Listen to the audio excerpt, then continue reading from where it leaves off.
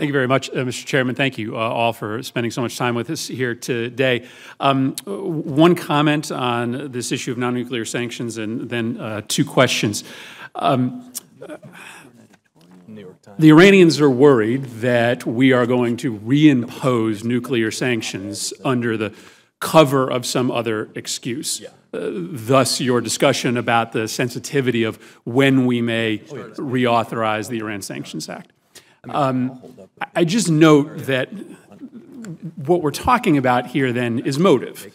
Whether or not we are genuine in imposing sanctions for a non-nuclear related activity, or whether we are doing it under the cover of trying to get around the agreement.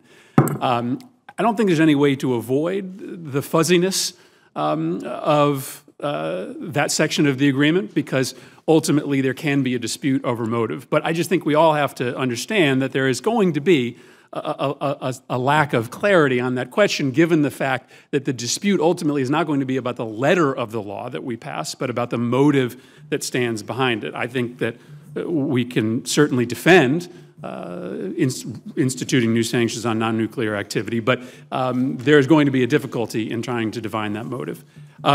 My question, though, is, first question is continuing on this subject of inspections. Secretary Moniz, the Iranians have made a commitment here that they are not going to engage in any research and development that, quote, under item 16, could contribute to the development of a nuclear explosive device. We've talked about the eyes that we have on Fordow, on Natanz. We know we've got eyes on the full supply chain. But there are a host of nuclear-related research activities that could occur at other research sites that don't involve material that runs through the supply chain. How do we have an assurance that there are no R&D activities occurring, given the fact that there are going to be sites that we won't even be asking about, frankly, and there are research activities potentially that can happen that don't involve that nuclear material that we see in the supply chain inspections? Well, as I said, there are a number of activities that are listed there, which are out of bounds, that will not involve nuclear materials. Clearly, again, almost by definition, for any undeclared site, it becomes a question of intelligence acquired in one way or another, and we have obviously nationally a lot of means, as do others. So once we have the right pointer, then it's a question of getting in there, and there can be some smoking guns in some cases, for example, around neutron initiators that we would detect. In other cases, it will be more in the context of the declared activities don't kind of make sense with what we see in there, and these all become then additional indicators for our intelligence. But, you know, I think our intelligence people will say very straightforwardly that clearly, in the end, these non-nuclear activities will be more of a challenge than the nuclear materials activities, over which we'll have a very, very strong handle. I want to ask Secretary Lew and Secretary Kerry about the consequences of Congress voting down this deal. I heard Senator Risch's frustration that he thinks that the suggestion has been made by the administration that there's no choice. In fact, I hear you to say the very opposite. I hear you to say that this is not, in fact, a referendum on this deal. This is a choice between two set of consequences, a set of consequences that flow forward if we approve the deal, and then a different set of consequences that flow forward if Congress rejects this deal.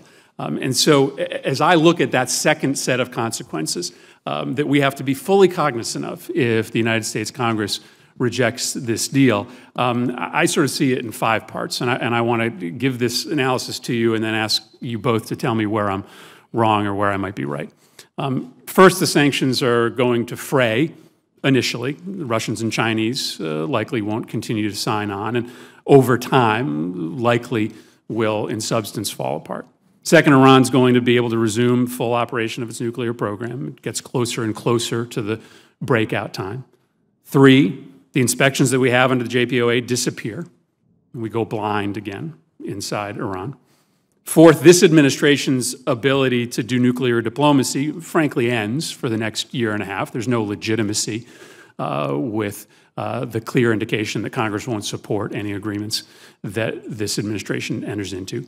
And fifth, the potential that internally this rejection of the deal will be a major victory for the hardliners, making it much less likely that the moderates are going to win in the next election, meaning that there may not be anyone to deal with should we get back to the table in the next administration. That's a pretty severe set of consequences, but this isn't ultimately a referendum. This is a choice, and if you reject this deal, then you've got to be pretty apocalyptic about how badly this deal will go down if you accept those broad parameters as the alternative. So tell me if this is how you read the consequences of Congress rejecting this deal. Well, Senator, I think you've hit the nail on the head with a series of absolutely clearly anticipatable consequences of it. And I would agree with what you have said. I mean, this is not a case of no choices.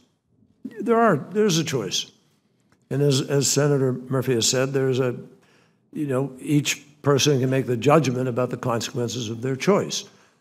But the choice is really between the assurances we have that come with this agreement, the certainty that comes with a 98% reduction of a stockpile, the certainty that comes from a limitation of 3.67% of enrichment for 15 years. You can't make a bomb with just those two items, let alone the reduction of centrifuges, the limitation on what's spinning, the intrusive inspections. All that goes away. So that's the choice. You want to wipe all that out. But what else happens as a result of that? Well, I urge colleagues who haven't done it to spend time with our intel community and ask for the analysis of the Supreme Leader and of the state of politics in Iran. The Supreme Leader highly distrusts us, and we highly distrust in return. There's nothing in this agreement built on trust. It's all a matter of verification. But the Supreme Leader has felt in the very beginning, I can't deal with the West because I can't trust them. I tried it before, and nothing happened. And then there were some small discussions that took place in Afghanistan a number of years ago with ambassadors. Nothing came out of it.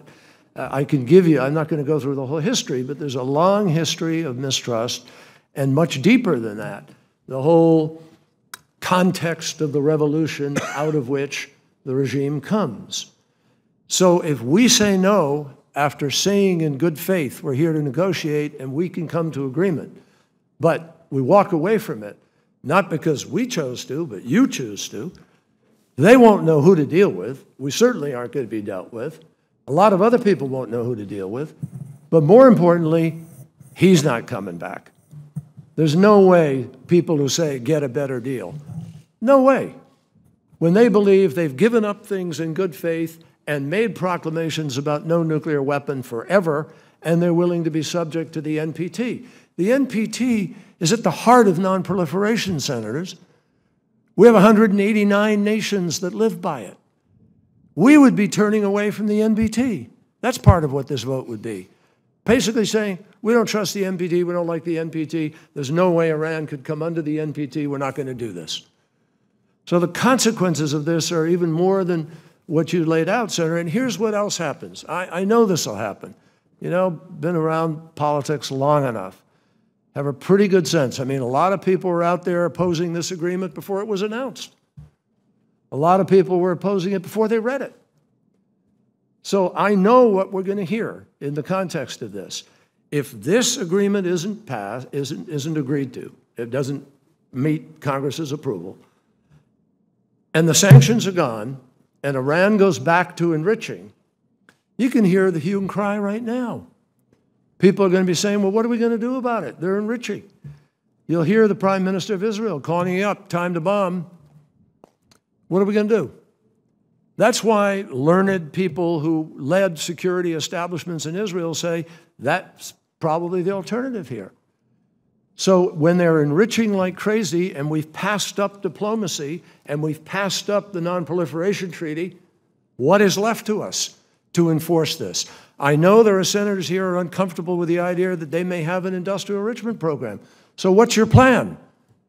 Knock out their entire capacity? Erase their memory of how to do a fuel cycle? Totally go to war? I heard somebody mention Iran earlier, Iraq, that we had huge ability to know what was happening in Iraq. Folks, that was after we invaded the country and completely defeated their army. Yeah, then we had anywhere, anytime. That's the only place in the world you've had it. No country in the world has anywhere, anytime. So I just ask people to be reasonable. There are more consequences than those laid out by Senator Murphy, but each one of the ones he laid out are pretty consequential. Senator Murphy, if I could just respond on the sanctions point, I agree with you that sanctions would fray, but I think in addition, we've had a lot of discussion about Iran's reserves. We have to remember that those reserves are not sitting in the United States. They're sitting around the world in countries like India and China. And if this agreement falls apart, our ability to keep that money from Iran will also fall apart. So I think the concern is they get their money and there's no nuclear agreement and all the other consequences. So that's very real. And with regard to your comment on our ability to reimpose sanctions, I totally agree with you. If it's seen as a pretext for putting nuclear sanctions back in place, then that violates the agreement. But we have reserved the ability to put sanctions back in place on terrorism and for other reasons. And my only point on that is there's just some inherent fuzziness. It is inherently, it's a matter of interpretation, which is why people can say that they have different views. But this was heavily discussed in the negotiation. It's not as if this was some accidental provision.